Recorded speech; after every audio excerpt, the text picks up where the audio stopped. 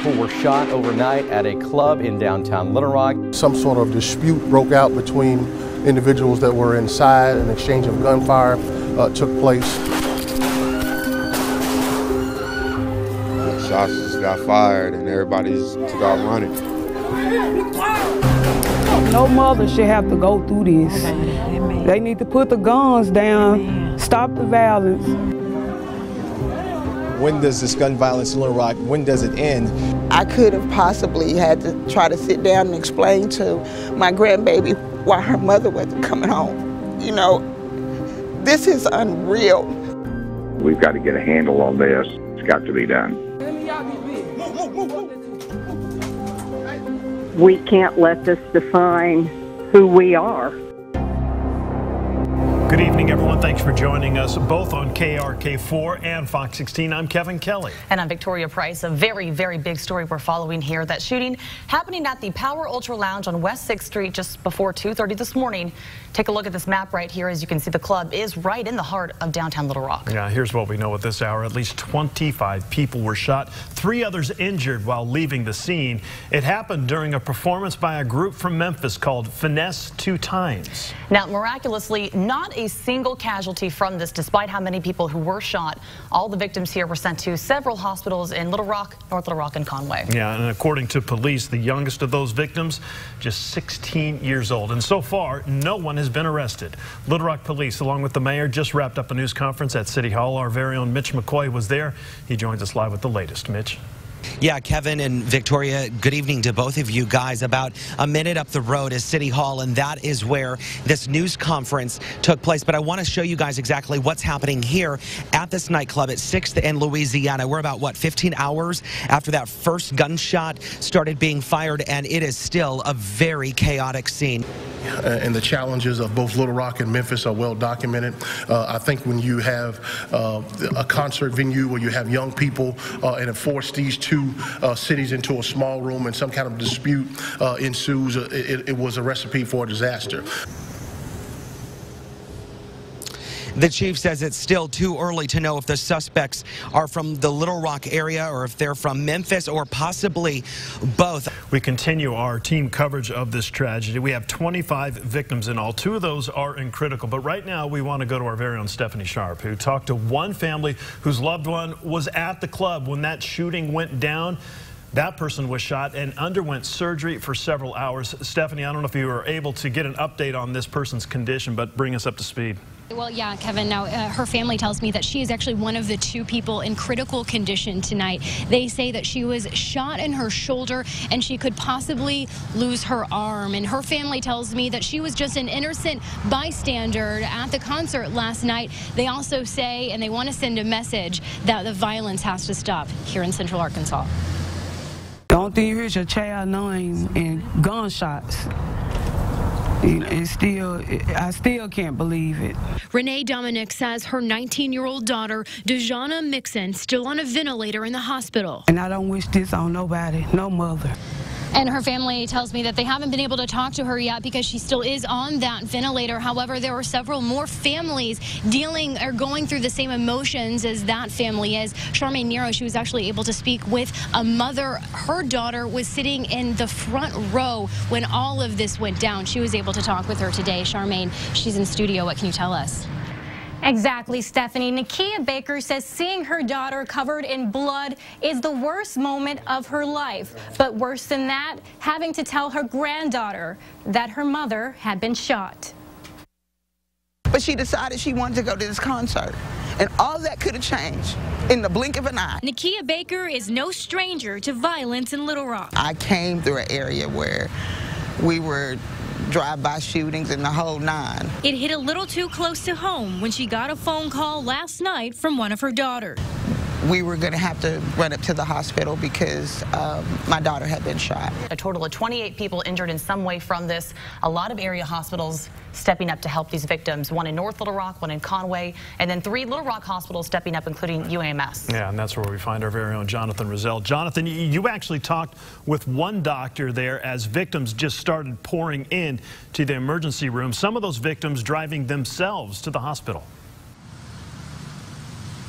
That's absolutely right, Kevin. The ER doctor tells me that medical staff received text alerts that many of the shooting victims would be heading here to UAMS for care, and he says that's when workers sprang into action. We definitely have nights that are busy. UAMS Dr. William Beck says this was one of them, as several people were shot at Power Ultra Lounge. This is traumatic, right? I mean, nobody goes out at night and expects to be shot at. Mechanism of injury. Dr. Beck says staff were alerted via text 11 gunshot victims will be receiving care at his hospital. And once we got word that there were multiple casualties coming, we had nurses from all over the hospital, really, that were not free but not busy, come down to the emergency room to help out. Authorities say one shooting victim went to Conway Regional. 2 others were taken to Children's Hospital. 3 shooting victims were admitted to Cy St. Vincent in Little Rock, 3 to Baptist Hospital in Little Rock, and 6 went to Baptist Hospital in North Little Rock. Marcy Manley learning more about the club's owner. And Marcy, you say that there's actually a paper trail following both the club and the man who owns it. Is that right?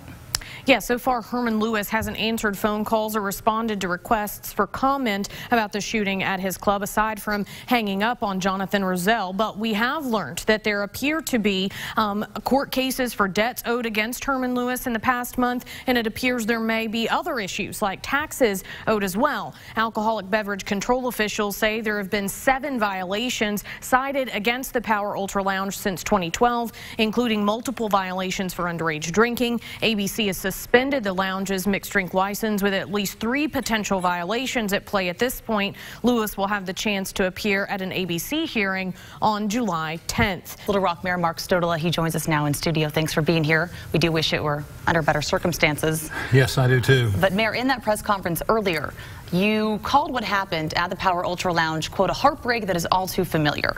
So what steps does the city need to take? Where do we go from here to make sure this is not something we're familiar with any longer?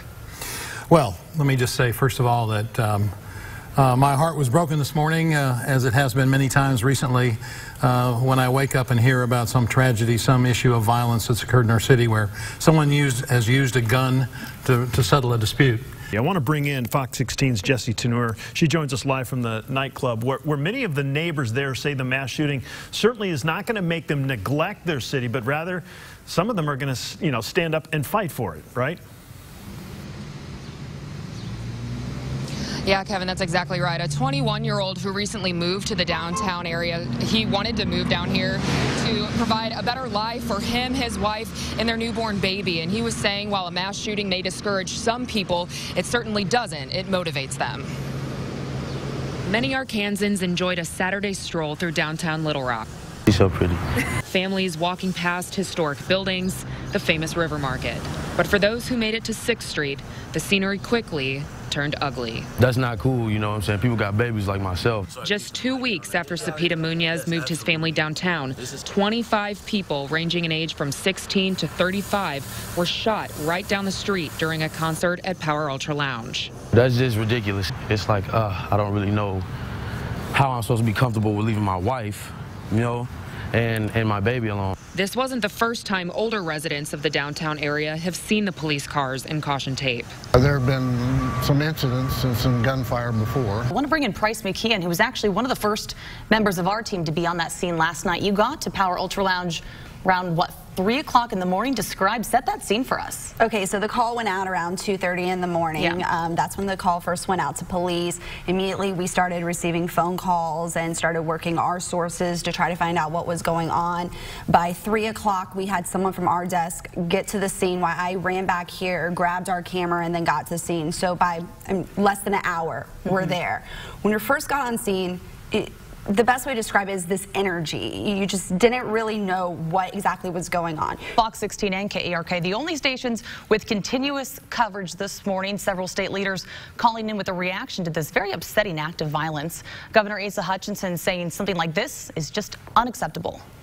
We're all praying for those that have been impacted by this, the victims and their families. But we're also looking at the larger picture of the community where we live. And this is just totally unacceptable that this kind of violence is impacting our community. It's really time that we bear additional resources.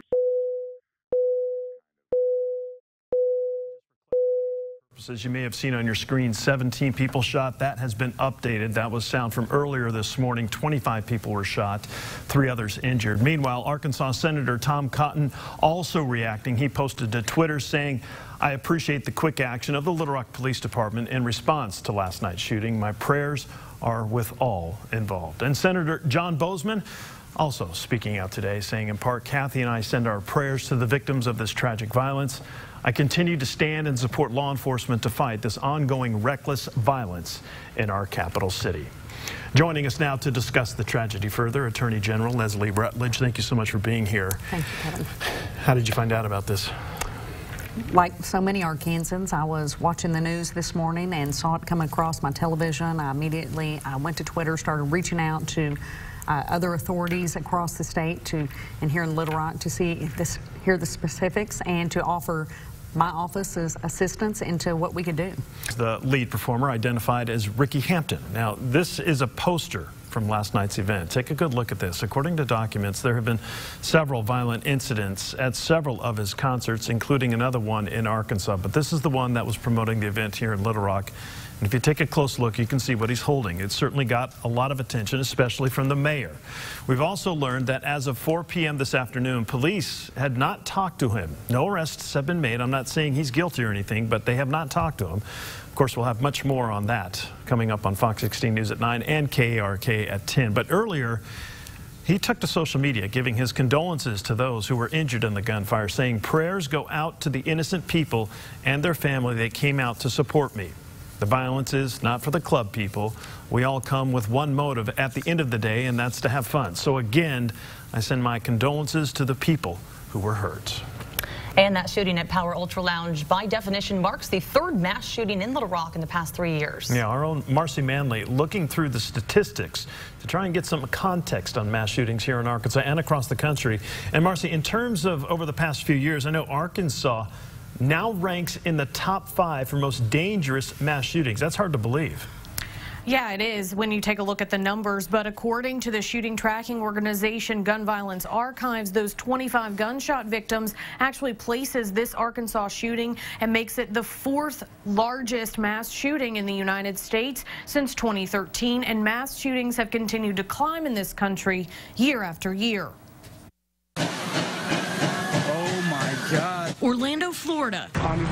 San Bernardino, California. Waco, Texas. And now, Little Rock, Arkansas.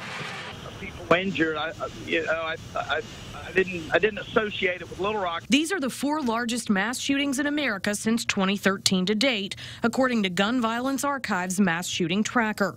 It uses the same definition of mass shooting as the FBI. 4 more shooting victims, excluding the shooter, in the same incident. Oh my gosh, not here. On July 1st, 2017, the city of Little Rock experienced its 3rd mass shooting in a year, putting the total mass shootings in Arkansas since 2014 at 9, with 71 gunshot victims. See this on the news all over the world, senseless violence, but and we've got an issue here in Little Rock. Mass shootings in the United States have been on the rise over the past 3 years. Since 2014, the number of mass shootings growing from 261 in 2014 to 384 in 2016, a 47% increase. 173 reported for 2017 already. But with something to this magnitude, you immediately think, okay, this is not in a faraway place. This is in the town where I live, the community that I love. And as the sun sets on Arkansas's capital city, many will be asking themselves, how do we fix this? Will tomorrow be brighter? And what's to blame? Now, a lot of people have been asking questions about a new law passed that allows concealed carry guns in Arkansas bars. That law is not in effect at this point, won't be until September 1st. Furthermore, people who want to carry concealed inside bars would have to have 8 additional hours of training from Arkansas State Police, and bars can actually bar concealed carry inside those even under that law with written notice. Guys.